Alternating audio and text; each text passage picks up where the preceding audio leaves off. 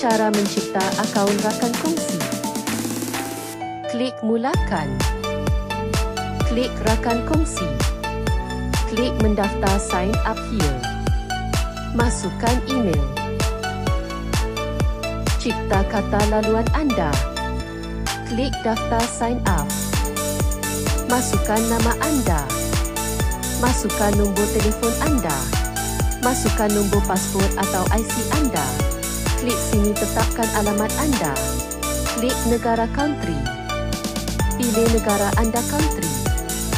Pilih negeri daripada senarai, state. Masukkan poskod postal. Masukkan alamat anda. Pastikan maklumat asas anda betul. Klik seterusnya next.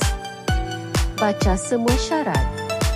Anda mesti membaca semua syarat untuk melindungi hak anda sendiri. Tanda tangan dalam kotak dan klik saya setuju I agree. Rakan kongsi akaun telah berjaya dibuat dan anda boleh memulakan perniagaan anda.